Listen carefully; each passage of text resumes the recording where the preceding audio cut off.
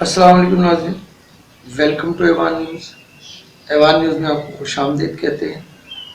सबसे पहले हमारे चैनल को सब्सक्राइब कीजिए, लाइक कीजिए और शेयर कीजिए, और अपने कमेंट्स में हमेशा कहता हूँ अपनी राय देना मत भूलिए, वो हमारे लिए बहुत है। ये आम आदमी के हवाले से चैनल है, आम आदमी की बात की जाती है। खैर नाज़रीन, टॉपिक की तरफ चलते हैं। आज मैं बहुत ज़बरदस्त एक टॉपिक लेके आया हूँ जिसकी खबरें आज को आप सुनेंगे कि तुर्की के कमांडोज पाकिस्तान क्यों आए। हम पाकिस्तानी तो खुश हैं, लेकिन ये इंडिया टाइम्स और यूएस में और बहुत सी जगहों पे, इसराइल में खबरें चली हैं कि भाई पाकिस्तानी फौजी जो है वो मशकों के लिए आए। नॉर्मली कोई ज़्यादा बात तो नहीं कर सकते, लेकिन ये तो है कि क्यों आए, सबको वो है, तजस्सुस है सबको एक। अच्छा, ये जो पाकिस्तानी जो ये तुर्की के फौजी पाकिस्तान है नाजरीन, ये एसएसजी फौजी हैं, स्पेशल फोर्सेस के तुर्की के फौजी हैं। अच्छा, ये वो फौजी हैं तुर्की के, जैसे हमारे पाकिस्तान के एसएसजी कमांडोज होते हैं, एसएसजी फौजी होते हैं स्पेशल सर्विसेज के। अच्छा, इनकी आपस में मशकें हैं कोई 3 हफ्ते की, कोऑर्डिनेशन है इनका आपस का। ये एक दूसरे से सीखेंगे, हम उनसे कुछ सीखेंगे, वो हमसे कुछ सीखेंगे। जैसे पाकिस्तानी फौज पूरी दुनिया में मशहूर दहशतगर्दी के खिलाफ जंग लड़ने के लिए, और कामयाबी से 20 साल की ये 2 दहाई में देख लें पाकिस्तान में कैसा मन लेकर आई पाकिस्तानी आर्मी। इसी तरह वो तुर्की की स्पेशल फोर्सेज है, हमारी भी स्पेशल फोर्सेज। अच्छा, पाकिस्तानी एसएसजी आपने देखा होगा अक्सर बेचते हैं, कई कमांडोज या कई आर्मी वालों के सर पे लाल कैप होती है। ये लाल कैप का मतलब ये है कि एसएसजी कमांडोज स्पेशल फौजी होते हैं। ये ऐसे फौजी होते हैं कि ये अगर इनको जंगलों में छोड़ दिया जाए, और ये इनकी ट्रेनिंग का हिस्सा है, सांप भी खा लेते हैं ये, ठीक है, ये कीड़े मकोड़े भी खा लेंगे, ये घास फूस भी खा लेंगे, ठीक है, ये गंदे तालाब से पानी पी लेंगे, ये छप्पड़ से पानी पी लेंगे, ये बगैर खाए पिए भी कई कई दिन जिंदा रह सकते हैं। पाकिस्तानी फौजी एसएसजी के जो है, ये वहां रहते हुए अगर ये कहीं फंस गए हैं तो ये हथियार अपने बना सकते हैं, और बहुत खतरनाक हथियार बना सकते हैं, दुश्मन के परख से उड़ा देता है।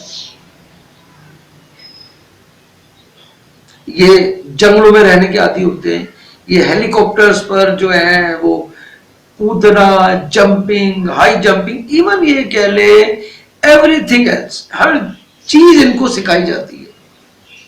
जिंदा कैसे रहना है मुश्किल हालात में, सर्वाइवल कैसे करना है, और अपने टारगेट तक कैसे पहुंचना। इसी तरह तुर्की के फौजी हैं, उनकी कुछ स्पेशलिटीज है।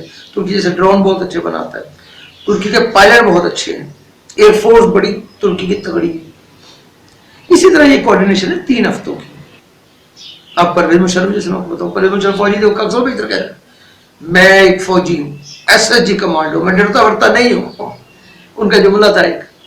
तो वाकई ये एसएसजी कमांडो के दिलों से डर निकाल लिया जाता है, नहीं डरते ये किसी से भाई। ये दोनों टॉप 10 की फौजें हैं, आसपास के मुल्कों में तुर्की फौज मानी जाती है, एक असर रसूख है। यूनान से कई दफा छोटी मोटी जंग में जीता यूनान, इससे पहले कई जो है वो क्या नाम है उसका, फ्रांस से बहुत होता रहा, तो तुर्की जो है नहीं पीछे हटा। अजरबैजान में तुर्की ने बहुत हेल्प की है।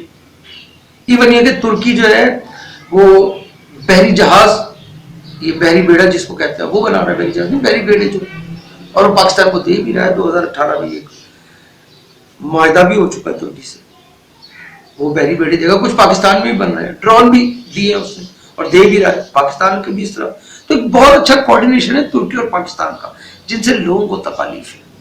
अच्छा, तकलीफ किस किस को है? हमारा नंबर 1 दुश्मन इसराइल, तकलीफ है।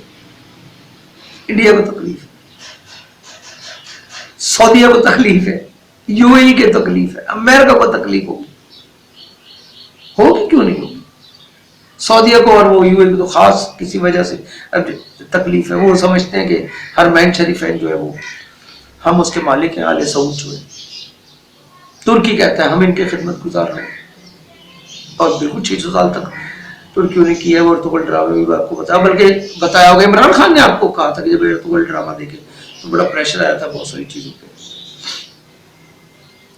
ये अर्तुगरुल ड्रामा खैर मशहूर भी बहुत हो गया, लोगों ने देखा भी बहुत, अरब के, यूएई के, मिस्र के और बहुत से लोग जो है वो उन एक्टर्स से जिन्होंने काम किया उनको बड़ा सर पे उठाने लगे। इवन वो उम्रे पर गए तो लोगों ने उनके साथ तस्वीर और ये और वो उनके साथ मोहब्बत बहुत दिखाई अवाम ने। तो सऊदी समझता है कि हमारी जैसे एक हुकूमत है या हम जो है वो एक वो इस्लाम का हम कहा जाता है किला है, तो वो डर है वो तुर्की ने स्टेटस ले ली और तुर्की इस तरफ बढ़ रहा है। यूरोप को अपना डर है क्योंकि तुर्की का जो है ना रेजिडेंस जो है वहाँ के लोग जो है वो बहुत रिच हैं, बहुत सारी चीजें हैं जो चल रही हैं। खैर एनीवे मुस्तरफ आते हैं। अच्छा तो इसमें क्या हो रहा है, इसमें बहुत सारी मशकें, जैसे फॉर एग्जांपल मैं आपको बताऊं कि तुर्की वो क्या नाम है उसका फायर एंड मूव टेक्निक, इसकी एक मशक होगी, ठीक है। अच्छा ये बड़ा जरूरी होता है फायर एंड मूव का जो है, वो चलते चलते आपको फायर मारना है, निशाने पर मारना है आपको फायर, देखा भी यही मैंने, ठीक है।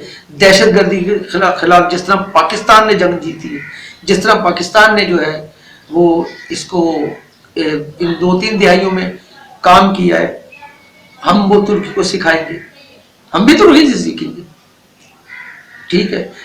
कंपाउंड एक घर में या एक कंपाउंड में अगवा हो जाते हैं लोग, या वो उस कंपाउंड को क्लियरेंस कैसे करना है वो हम सीखेंगे, कोऑर्डिनेशन होगी।